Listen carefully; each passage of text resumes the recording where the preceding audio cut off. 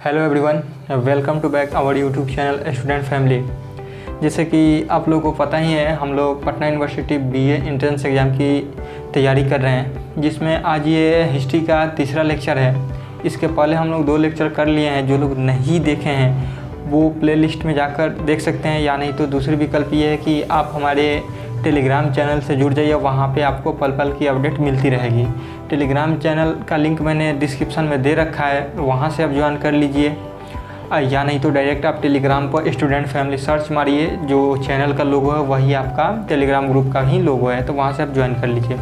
तो चलिए हम लोग आज की क्लासेस स्टार्ट करते हैं। सबसे पहले मैंने आपको 2 चीज़ें बताई थी कि वर्तमान समय के कुछ शहर हो गए वो किस नदी के किनारे स्थित है, उसके बारे में पूछता है आपके एग्ज़ाम में। और हड़प्पा सभ्यता के कुछ प्रसिद्ध नगर हैं उनके बारे में पूछता है कि ये कौन से नदी के किनारे बसे हैं। तो मैं दोनों को कर दिया हूँ। ये आधुनिक भारत का है, यानी कि वर्तमान समय का है, और ये जो है सिंधु सभ्यता के कुछ शहर हैं और नदियों के किनारे बसे थे, उनका नाम है।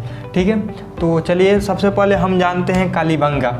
यहाँ पे कालीबंगा, तो कालीबंगा जो था वो घंघर नदी के किनारे स्थित था। ये याद रखिए, सिंधु सभ्यता के बारे में हम लोग जान रहे हैं। आपसे ये पूछ देगा सिंधु सभ्यता में कालीबंगा, या डायरेक्ट पूछ सकता है कालीबंगा जो है वो किस नदी के किनारे स्थित था, तो वो कौन सा, घंघर नदी के किनारे। ठीक है, ये इम्पोर्टेंट है आपके लिए। अगला आपके लिए क्वेश्चन है दूसरा, देखिए कि मोहनजोदड़ो किस नदी के किनारे स्थित है। तो मोहनजोदड़ो है वो आपका सिंधु नदी के किनारे स्थित है। आपको बताए ही थे हम आपको कि मोहनजोदड़ो अभी सिंधु नदी के किनारे स्थित है। अगला देखिए हड़प्पा। हड़प्पा जो है वो रावी नदी के किनारे स्थित है। रावी नदी यानी कि कहाँ पे, अभी वर्तमान में ये पाकिस्तान में चला गया है। पाकिस्तान के माउंट मोगरी जिले में ये रावी नदी के किनारे स्थित है हड़प्पा नामक स्थान। वही आपसे पूछ दे, देखिए यहाँ पे कन्फ्यूजन आता है। डायरेक्ट आपसे पूछे कि हड़प्पा सभ्यता किस नदी के किनारे स्थित है, तो वहाँ पे आपको होगा सिंधु। थोड़ा स्केच चेंज कर लूँ मैं, वहाँ पे आपका हो जाएगा सिंधु। अगर वो सिर्फ पूछे कि हड़प्पा नामक स्थान किस नदी के किनारे है, तब आपका रावी होगा। अगर ये पूछे कि हड़प्पा सभ्यता या सिंधु सभ्यता किस नदी के किनारे स्थित है, तब आपका सिंधु नदी होगा। इसको आप लोग याद रखेंगे।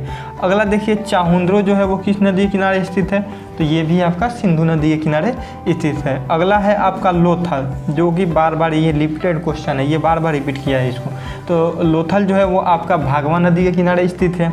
आगे आप देखेंगे बनावली। बनावली किस नदी के किनारे स्थित है, तो बनावली जो है वो आपका सरस्वती नदी के किनारे स्थित है। ये इंपॉर्टेंट है, इससे क्वेश्चन बनते ही बनते हैं। अगला देखिए आपका सूतका गैंडोर। मैंने आपको बताया था सूतका गैंडोर के बारे में एक और बात है। ये आपका जब सिंधु सभ्यता पढ़े होंगे तो उसमें सिंधु सभ्यता का चौहदी बताते हैं, यानी कि भारत में विस्तार। तो वही आप पश्चिम में जाएंगे तो वही हरियाणा के सूतका गैंडोर तक भारत में इसका विस्तार है सिंधु सभ्यता का। तो ये जो है सूतका गैंडोर किस नदी के किनारे स्थित था, तो ये दशक नदी के किनारे स्थित था। ठीक है, तो ये रहे आपके सिंधु सभ्यता के सारे नदियों के नाम और उनके किनारे बसे शहर। और भी हो सकता है इसमें 1-2 आपके लिए ज़रूरत हो, बट मैं यहाँ नहीं दे पाया हूँ। लेकिन जैसे जैसे मैं क्वेश्चन का रिवीजन कराऊंगा, आपका जो लाइव सेशन लाया जाएगा उसमें मैं उसको कवर करा दूंगा। लेकिन अगर ये वीडियो आपको अच्छा लगे तो एक प्यारा सा लाइक कीजिए, और आप अभी तक हमारे चैनल पर नए हैं और चैनल को सब्सक्राइब नहीं किए हैं तो एक प्यारा सा सब्सक्राइब अपने हाथों से कर दीजिए। चलिए अब आगे देखिए, ये आधुनिक भारत का है, यानी कि वर्तमान समय का कौन सा राज्य किस नदी के किनारे, कौन सा शहर किस नदी के किनारे स्थित है, उसके बारे में हम जानेंगे। पहला देखिए कलकत्ता। कलकत्ता जो है वो किस नदी के किनारे स्थित है, वो आपका हुगली नदी के किनारे स्थित है। तो यहाँ पे हुगली नदी।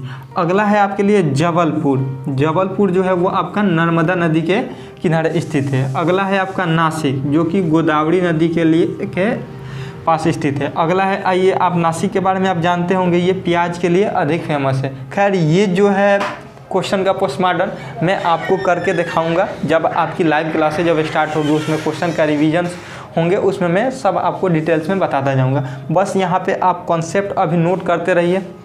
जैसे आपका कॉन्सेप्ट क्लियर हो जाता है, उसके बाद जो लाइव सेशन लाएगा उसमें देखिएगा वाकई में आपको लाइव सेशन अच्छा लगेगा।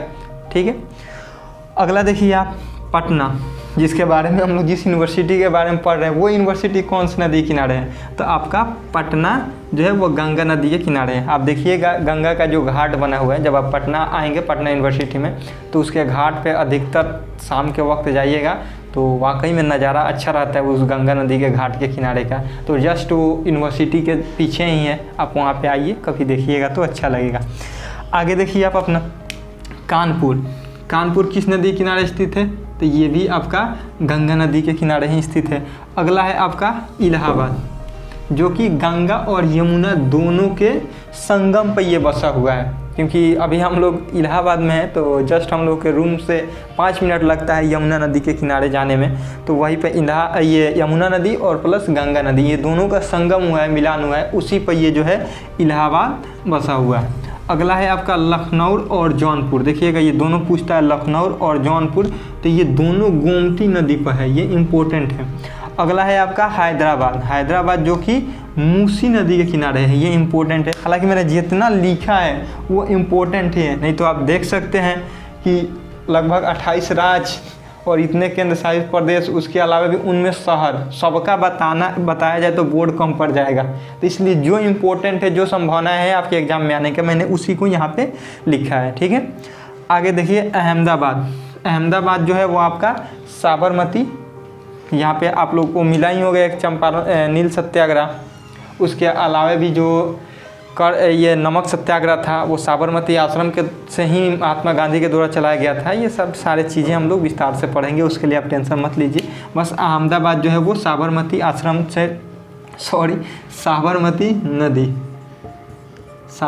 नदी।